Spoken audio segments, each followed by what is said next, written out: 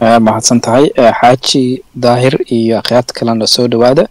meeshan waa meel aan iska sheekaysanayno aan AI-ga iyo qaabka Soomaalida uga faa'iideysan karaan dhalinyaradii oo Robles Marut sheegay in badanaa inaysan noqon dad gadaal fadhiya laakiin ay noqdaan dad horey soo fariista oo active oo arrintii ka qayb qaata oo wixii baara oo aan looga sheekayn laakiin ay faraha la dhex galaan wixii laakiin meel yar hadda ka taabto AI meelo badan ay naga soo gali kartaa runtii ana meesha ugu fududda in aan Google-ha intaan aado wax ka raadiyo hadda way ugu adkaatay moogta marka runta ka hadlo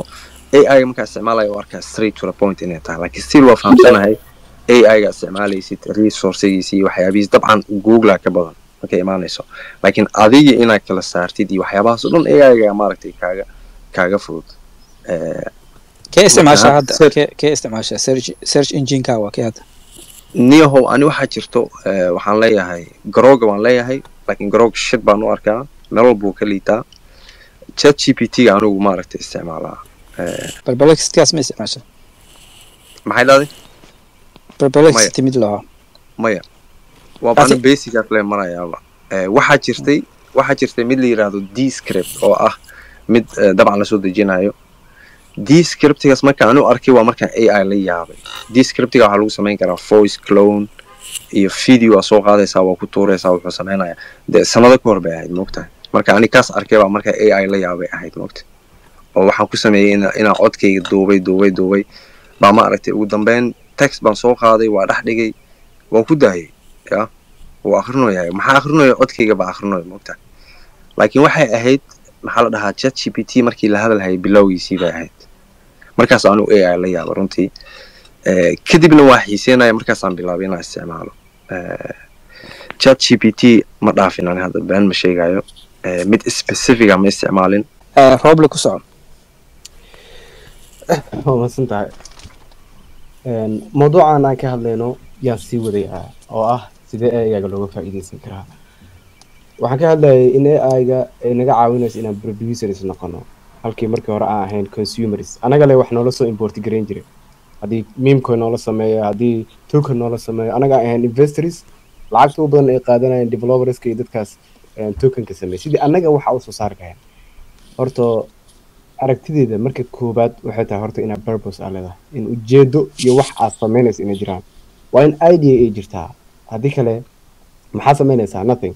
markii ID-gii iyo concept-gii iyo wixii samaynad ay ku cad yihiin ya AI-ga waxa uu isticmaalaysaa as a tool a lot of AI tools jiro oo hawsha qabanaysa ku xirantaa ka caawinayo tusaale ahaan mar walba oo startup ama business ama SaaS project aad samaynayso waxa u baahan tahay in problem aad xaliso business ama product oo dhan waxa waa in caqabad uu xaliyaa waa in marka caqabad aad soo heshaa caqabadaas ha ahaato inaa hesho dadka wax ay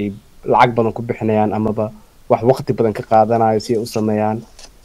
meelaha caqabadaas ay ka heli karto waxay tahay horta adiga naftaada inaad isfiiriso maxaa waqtiga ugu badan ku bixiyaa maxaa waaye caqabadaha ugu badan ay haysto oo aan jeclaan lahaa in la ii qabto oo aan diyaar lahaa inaan lacag ku bixiyo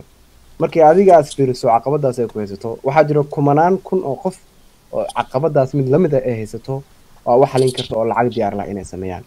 ama haddii adiga caqabad aadan haysanin waxa weydiin kartaa saaxiibada haddii adeerka ganacsada uu yahay haddii saaxiibada ganacsada ee dadkan ganacsada yihiin waa weydiin kartaa nimaha maxaa caqabada ay haysto processkiina maxaa ka adag kadib caqabadii marka ay hesho radbeer waxa bilaabaysaa marka developmentigii sida u bilaabaysaa thousands of AI tools ajiro laakiin mindset-ka ka saar in AI inta wax u dhiibato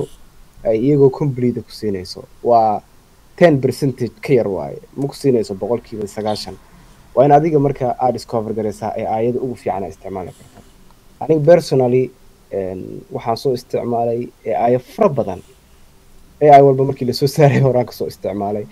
waa soo isticmaalay Replit Cursor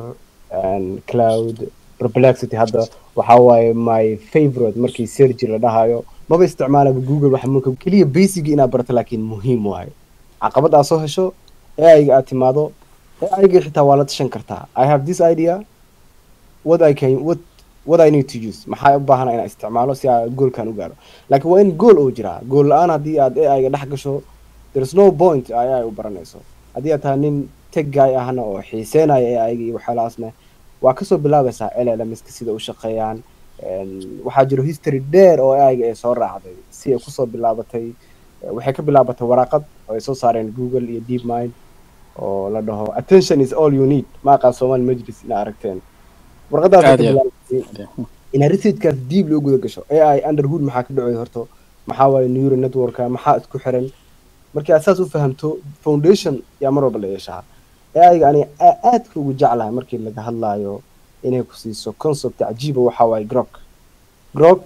mar walba waxay ka fikirtaa first principle mindset salaam first principle mindset Elon Musk aad caan u ah intii aad isku haleyn lahayd dadka waxay dhahayaan ama hype ama waxyaalaas in wixii gudaha ka gasho why AI started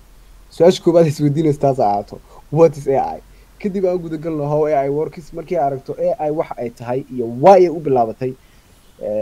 runtii ereygaas why mar walba noloshaada haddii aad tahay qof rabo in aad wax fahamto ku dabaq waa I really recommend it sababtoo ah there is no point aad tusaale ahaan haddii aan maanta rabo in company aniga aan research aan ku sameeyo waxaan weydiinaya keliya why this company was started maxaa loo bilaabay what they solve is easy to find yani shirkadda foundationkeedii waxay ku taagan tahay haddaa mar walba sabab aa ka bilaabo qofaa wax sameeyey why he did wuxuu sameeyey intaada fiirin ka hor why he did project successful aragtay why qof waxaa aragtay dadka ay ku wada dhegan yihiin why haddii why wax walba ku dabaqdo is so easy in a solution ah hesho marka ka bilaabo mar walba why AI ay booming u sameynayso what I can do with AI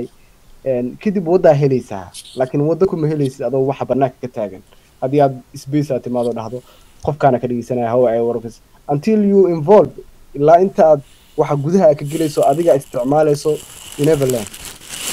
learn wax si kale oo ku baran karta ma jirto waa in adiga aad dhex gashaa hadda Soomaali majlis muxuu lahaa $100 rablit iga baxda waxa malena usage based oo saartay sidaas oo kale waxaag inaad wax ku barato aad dhex gasho oo dadka aad kadib dhegeysato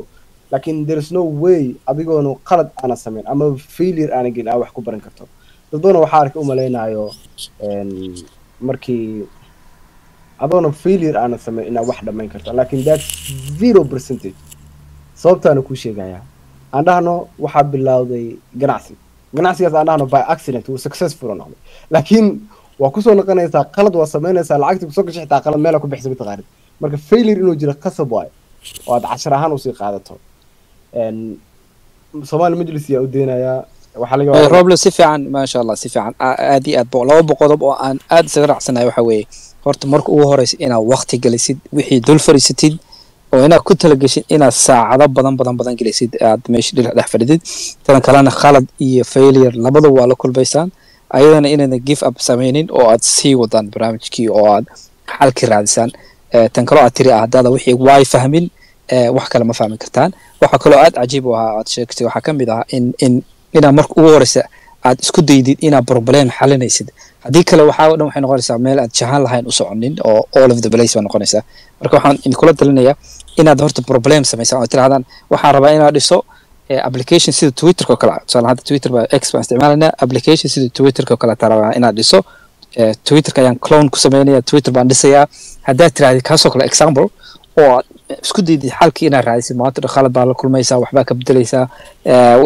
waxa ka fahmaysaa waxaad mar u malayn karin dhowr asbuuc hadaa wadaan waxaa fahmay wax badan ayaa kala baxaya